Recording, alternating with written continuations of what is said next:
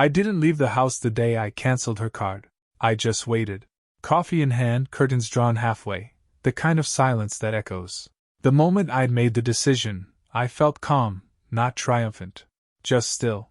Like a man who finally stopped bailing a sinking boat. She called me 2 hours later, voice all sunshine. Did something happen with the account? I think there's a glitch. I told her I'd handle it. That I'd look into it. She said thanks with that sweet little lilt she used to use when she wanted to feel close.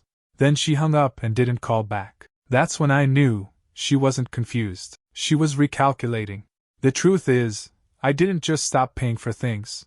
I stopped funding her theater, the yoga weekends in Palm Springs, the skincare line she never actually launched, the $800 silent retreats she needed after every inconvenience. All of it. I'd been the silent investor in her healing for 3 years, and for a while, I believed it mattered, that I was helping her rediscover herself, after the pregnancy loss, after her father faded from view, after the apartment burned down. One crisis fed the next until her growth became my guilt. And guilt pays well, doesn't it?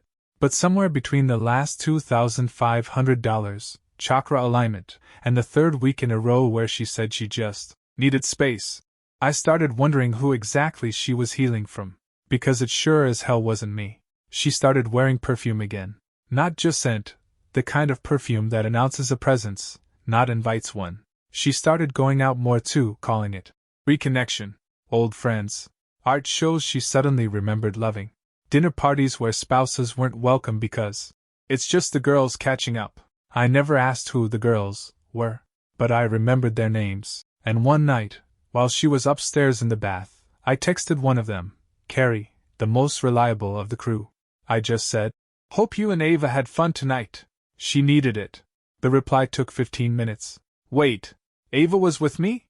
Then a second message. "I thought she was in Santa Barbara with you." I stared at the screen until my coffee went cold.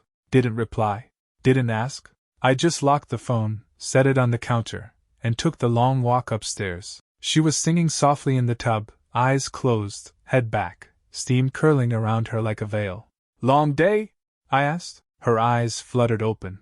You have no idea." She smiled, and I smiled back. But something had shifted, a soundless, tectonic click inside me.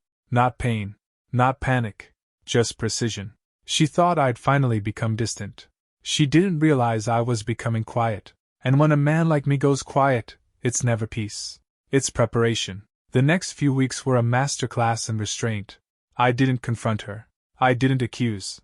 I didn't even bring up the texts. But I started paying closer attention to the way she moved through the house, like a guest, comfortable, but unrooted, like someone waiting for a car that was already on its way. We went to a dinner party 2 Saturdays later, hosted by some artsy couple she met at a gallery opening. One of those modern loft places, all exposed brick and ironic wine. I knew maybe 4 people there. Ava knew everyone. She was radiant, loud in a way that didn't need volume, commanding attention by simply pretending not to want it. The kind of magnetic self-assurance I hadn't seen since before we were married. Back then, it was one of the things I loved most about her.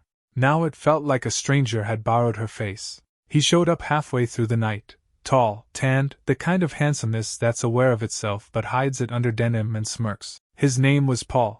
He walked in, locked eyes with her from across the room, and smiled like they had a private joke. She didn't smile back. She bit her lip, glanced away, then walked to the bar like she didn't see him.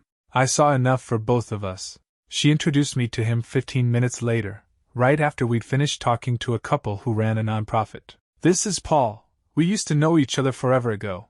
Like back when MySpace was a thing." Paul laughed. I didn't. His handshake was firm, too firm. Like he was trying to impress me by not trying. "Good to meet you, man.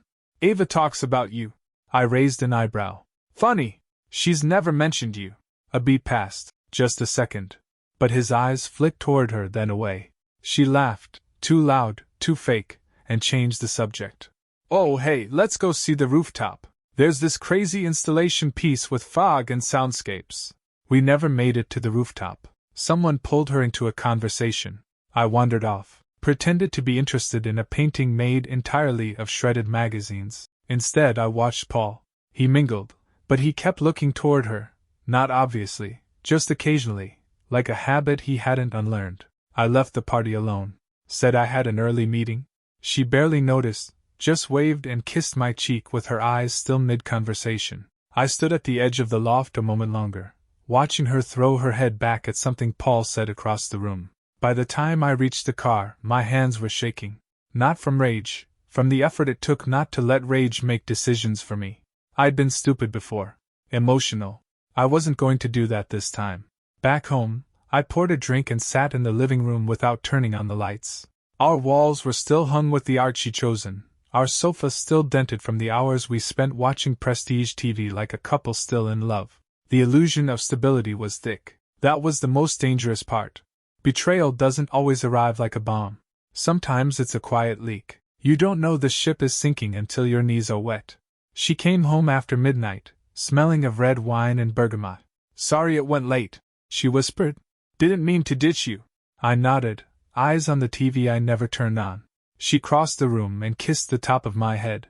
"You're quiet. Just tired," I said. And I was. Tired of lies dressed in casual tones. Tired of watching a woman unravel the life we built while smiling like it was self-care. Tired of letting someone rehearse honesty in a mirror before offering it to me in pieces. She changed behind me. I didn't look. When she crawled into bed, she curled toward me out of habit, not affection. Her hand on my chest didn't ask for anything. It just rested there like it always had. I stayed awake long after her breathing slowed. Listening. Remembering. Planning. There was no doubt anymore. I just didn't know how far it went. But I would. There's a kind of violence in pretense. That's what I kept thinking the next morning as Ava stood at the stove, scrambling eggs like it was any other Sunday. I sat at the table, sipping black coffee, watching her back. Her robe hung loose, that practiced elegance I used to admire. Now I just wondered who she was performing for. She broke the silence without turning around. "You've been quiet lately." I didn't lift my eyes from the coffee. "Have I?" "Yeah," she said, hesitating. "Is it work?" I stared into the cup like it might answer for me. Could be. That was the dance now. Her pretending not to know. Me pretending not to notice. It was worse than yelling. More honest, in its own way. At least in anger, you admit something matters. After breakfast, she went to a group breathwork session. Something new, something vital, something she couldn't quite explain. I waited 10 minutes after she left, then walked up to the bedroom. I wasn't looking for evidence. I was looking for confirmation. Something she didn't bother to hide because she didn't believe I was looking. In her dresser, second drawer down, under the soft bralette she never wore for me, a folded receipt. Spa. Couples session. Different spa than ours. Date, 2 weeks ago. Location, not where she claimed to be that day. I took a photo with my phone. Not because I needed proof. Because I needed a timestamp for the day I let go of denial. In the back of her closet, behind a garment bag marked Charity, I found a shoebox. Letters. Handwritten. Not from him, from her. Ava used to journal everything. It was how she processed life. Turns out she'd been writing to someone named P long before Paul walked into that dinner party. One line stuck with me. He senses something's wrong. But he's too weary to ask the right questions. She wasn't wrong. For months, I'd felt the fog. The subtle shifts. But I told myself marriage was supposed to be work, and maybe I was just expecting too much. That was the story I told myself while she wrote letters to a man whose name she abbreviated like a secret code. I didn't take the box. Didn't even move it. Just closed the closet, walked back downstairs, and sat in the exact same chair I'd sat in the night before. When she came home, she was glowing. Face flushed, eyes bright. She kissed me on the cheek. "I booked a pottery class next weekend. Want to come?" I looked at her like I was seeing her for the first time. "No," I said. She blinked at me, a soft frown forming. "Why not?" I shrugged, keeping my tone even. "Pottery's not really my thing." Ava tilted her head slightly, the way she always did when she was trying to soften a challenge. "You used to say trying something new was good for us." Us. She said it like it still meant something. Like she hadn't been slowly slipping us into someone else's hands, one breakfast smile at a time, while I sat there pretending not to taste the betrayal. That night, I waited until she was in the shower, steam fogging the mirror, then stepped quietly into the bedroom. I took down the photo of us in Venice, the one where she's leaning against me in that white coat, wind in her hair, eyes full of whatever it used to be. I slipped it out of the frame, folded it once, and placed it behind the fuse box in the garage. Not to hide it. To remind myself later that nothing breaks all at once. You just stop noticing the cracks. I started keeping a ledger in my head. Not of expenses, that phase was over. This was something colder. A list of discrepancies. Dates. Excuses. Expressions that didn't quite match the words behind them. Ava had always been clever with words, but her eyes told the truth more than she realized. 2 weeks after the spa receipt, she announced she was going away for the weekend. Just the girls, she said. Lake Arrowhead. She used the same tone people use when listing ingredients. Casual, expected, boring. I said nothing. Just nodded. That Saturday, I drove up alone, hours behind her, and checked into a cheap motel 15 minutes from the lake. I had no interest in catching her in the act. I didn't need to see his hand on her back. I just needed to know whether the cabin she claimed to be in was even occupied by women. I waited until dusk, then drove up the winding roads toward the address she had accidentally left in a group text days earlier. She thought I wasn't reading those anymore. Maybe I hadn't been. Cabin lights on. 1 car in the driveway. Her car. No laughter. No music. No second or third car that might hold. The girls. I parked across the road behind a thicket of trees and watched for an hour. At one point, the porch light flicked on and she stepped out, barefoot, wrapped in a throw blanket, her phone pressed to her ear, a half-laugh in her throat. She said something I couldn't hear, then paused, then whispered something that made her shoulders curl inward. Then he walked out behind her. Not Paul. Someone else. A man I'd never seen before. Taller. Older. Gray in his beard. He leaned close behind her, like it was second nature. She didn't flinch. She leaned into it. And then they went back inside. The cabin lights flicked off 10 minutes later. I sat in my car, not moving, not breathing, the interior so quiet I could hear the shift of my own jaw as I clenched it. I hadn't expected to feel this calm. I thought maybe I'd feel rage. I didn't, just clarity. This wasn't an affair. It wasn't even infidelity in the way the movies frame it. It was a second life, one I'd subsidized, one I'd built for her. She didn't just stray, she migrated. She'd been emotionally gone long before her body followed. I left that night and drove back to the city without stopping. She texted the next morning. Miss you. Girls' weekend is nice but not the same without you. Can't wait to come home. The performance. The tone. The nerve. I stared at the message for a long time, thumb hovering over the screen. Then I replied with a single word. Likewise. I needed her to believe I still believed her. Because if she thought I was suspicious, she'd get careful. And careful people cover their tracks. I didn't want clean exits or polished lies. I wanted dust trails. I wanted crumbs.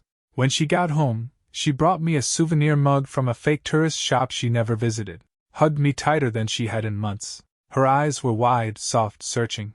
Still tired? She asked. You've been off lately. I smiled, slow, flat, without warmth. Just thinking a lot, I said. She turned slightly, her eyes searching. What about? I didn't hesitate. You.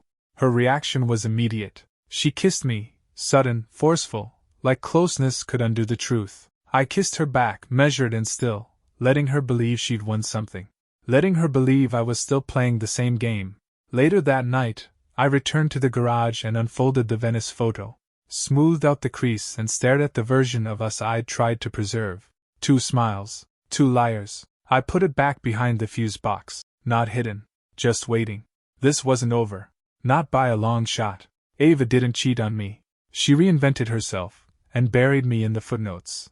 The first time I realized that, I was sitting across from a couple we used to host wine nights with, Julia and Mark. Ava had insisted I meet them for drinks to stay social, said she'd be joining later. I went. Not for them. For the picture they didn't know they were holding. We talked politics, books, surface-level nostalgia. Mark leaned in halfway through the second drink and said, You know, I always admired how patient you were during Ava's hard season. Hard season. The phrase felt rehearsed. She told us about the therapy, Julia added gently. How you supported her growth even when she felt like she was losing you. I blinked. She said what? Mark chuckled nervously. I mean, just that she felt disconnected. Like you were so deep into work and, I don't know, she said sometimes you disappeared. It wasn't just a lie. It was a narrative. She'd spent the last year crafting a version of our marriage where I was the absent one, the distracted, emotionally unavailable husband who forced her to find solace elsewhere. I wasn't just the man she betrayed. I was the excuse for the betrayal. That night, I couldn't sleep. I stared at the ceiling until 3 a.m., then got up and walked barefoot into the den, lit only by the glow of the aquarium she insisted we keep. For ambience, she once said. The fish circled slowly, unaware they were trapped in glass. That was me. The next morning, while she showered, I thumbed through her bookshelf. Ava annotated everything, a habit from her college days. I wasn't looking for secrets this time. I was studying her language. She'd marked lines like she was preparing for trial. From a memoir by some French poet, she underlined, "Love is never lost. It is only redistributed among the worthy." Next to it, she'd written in pencil, "He won't understand this yet." Yet. She hadn't planned for me to stay. She'd planned to outgrow me. Later that day, I found the journal. It was newer than the letterbox, tucked into a linen basket beneath the guest bed, the one we hadn't used in months. A thick black moleskine, cover soft from handling. No lock. She didn't think she needed one. I flipped through it while she was out, meditating with her old trainer. Each page was another brick in the wall she'd built between us. Reflections about identity, guilt, emotional awakenings she experienced with someone identified only as R. The same R I saw at the cabin. So not Paul. Not just Paul. This was bigger. It wasn't a man. It was a pattern. A parade of men who offered her versions of herself I apparently couldn't sustain. She wrote about reclaiming connection, about healing through the sacred masculine. It would have read like satire if it weren't about me. She framed our marriage as a transaction she outgrew. I closed the journal and put it back exactly where I found it. I didn't take a photo this time. I didn't need to. I'd memorized the truth. That night, she made us dinner. Curry, one of the few things she still cooked herself. She wore a dress I hadn't seen in a year, backless, floral, chosen for effect. She poured wine into our glasses and raised hers with a small, knowing smile. "To better communication," she said. I tapped mine against hers and sipped. "Absolutely." We ate in silence for 5 minutes before she spoke again. "I feel like we're turning a corner." I nodded. "We are." She smiled wide, relief washing over her. Like she'd fooled me. Like the veil she'd been stitching from falsehoods still held. I let her believe it, but I had already started undoing her foundation. Not with fury, with precision. I scheduled a meeting with the man who handled my accounts, began reversing the shared lines she still drew from. Not aggressively, quietly. The way you ease a needle from the vein without waking the addict. She didn't notice. Not yet. But soon, the life she thought she'd built out of my silence would begin to starve. It wasn't revenge. Not exactly. Revenge suggests heat, spite, a kind of blind rage that lashes out hoping to wound. What I did wasn't about pain. It was about clarity. It was about removing her surgically from everything she had embedded herself into without consent. The first cut was financial. Ava still believed the accounts we set up during our first year of marriage were hers by virtue of access. She hadn't noticed I'd already removed her name from 2 of them. She never checked the fine print, she only checked balances. By the time she did, the emergency card she kept for wellness retreats declined in front of a juice bar in Topanga. She called me, voice brittle. "Babe, something's wrong with the Amex. Did we miss a payment?" I was at the range, holding a 9-iron, watching my ball arc into a bunker. I answered without even pretending concern. "That account's been frozen. Too much exposure." Pause. "Exposure to what?" "Waste." She said nothing. Just breathed, that shallow, almost whimper that was never for pain, only performance. By the time she got home, her name was gone from the joint account and her access to the house deed had been quietly severed via a clause in our prenup she'd never read past page 5. The one that allowed for unilateral removal in the case of financial misconduct. I wasn't just removing her spending, I was removing her rights. She confronted me that evening. "You're acting like I'm some kind of criminal." I looked up from my laptop. "I'm acting like someone who's done funding their own humiliation." The words landed harder than I expected. For a second I saw it, the flicker of who she used to be. The woman who used to look at me with awe instead of calculation. But like all flickers, it vanished. She stepped back, folded her arms. "Is this about the cabin? The texts? Are we doing this now?" I stood, slow and measured. No. We're not doing anything. We're undoing. And I walked out. I didn't need to yell. I didn't need to throw the journal across the room or throw her lover's name in her face like a dagger. I had no desire to watch her squirm. I wanted her to sit in silence and listen to the walls echo back what she'd built. But there was one more thing. I waited until she left the house for her energy reading session, a performance now visibly strained, then met with someone I hadn't spoken to in 6 years, Julia's husband, Mark. Mark was a quiet man, but observant. Over drinks, I gave him the bare outline, just enough to make his eyes harden. She used Julia as a prop, I said. Told her I was distant. Cold. That's how she justified it to your wife. Just in case you ever wondered where the sympathy came from. Mark didn't say much. Just nodded, jaw tight. I wasn't there to ruin Ava's friendships. I was there to introduce gravity. Actions. Consequences. Words spread fast in our social circle. Not loud, not public. Just enough for the oxygen to disappear. Invitations dried up. Her precious image, the resilient, luminous wife healing from a hollow man, cracked under the weight of quiet truth. But the real shift came 2 weeks later. Ava stormed into the house one morning after what I assumed was a failed brunch. You went to Mark? Seriously? You're poisoning everyone against me? I folded my arms, leaned against the doorway. I didn't tell anyone to abandon you, Ava. I just stopped protecting the version of me you'd been selling. She didn't cry. She didn't scream. She froze. Because for the first time, she realized I wasn't reacting anymore. I was executing. She left that night, said she needed space, clarity, a reset. The irony was surgical. She still didn't know how much of her story had already been dismantled. But the emptier the house became, the more I could feel the balance return. This wasn't vengeance. It was subtraction. She spent years replacing truth with illusion. I spent weeks erasing her fingerprints from everything real. And the silence she left behind? It finally made sense. The storm had passed. That's what I thought, at least. Ava had moved out a week earlier, under the pretense of self-examination. Though we both knew the mirror had long since stopped reflecting anything real. I was no longer tracking her. No longer looking for cracks. I'd already rebuilt the dam and rerouted the river. Then the call came. Block number. Midday. I almost didn't answer, but instinct overruled caution. A woman's voice came through, calm, clipped, older. Is this Michael? She asked. Yes, I said. There was a pause, then she continued. This is Rachel. We haven't met. I was married to Richard Blake. I believe you know him. The name hit like a stone in water, slow ripple, then sudden depth. At first, it meant nothing. Then everything. Richard Blake. The man from the cabin. The one Ava never named, but described in her journal like he was the sacred answer to a question she made up. Something transcendent, necessary, justifying everything she'd already decided to destroy. I didn't know he was married, I said, the words dry in my mouth. Rachel sighed, not angry. Just tired in a way I recognized. You wouldn't have. Ava was careful. More than I gave her credit for. Her tone wasn't angry. It was efficient. Like she'd already gone through the fire and now stood on the other side, smoke-stained but walking. I'm not calling to compare pain, Rachel said. I'm calling because I think you deserve to know what she kept from you. And what she cost me. That's when she told me. Ava and Richard weren't just a fling. They'd been involved for nearly 4 years. Long before the account freeze. Before the therapy. Before the glowing return of her independence. Their first trip, Paris, 3.5 years ago.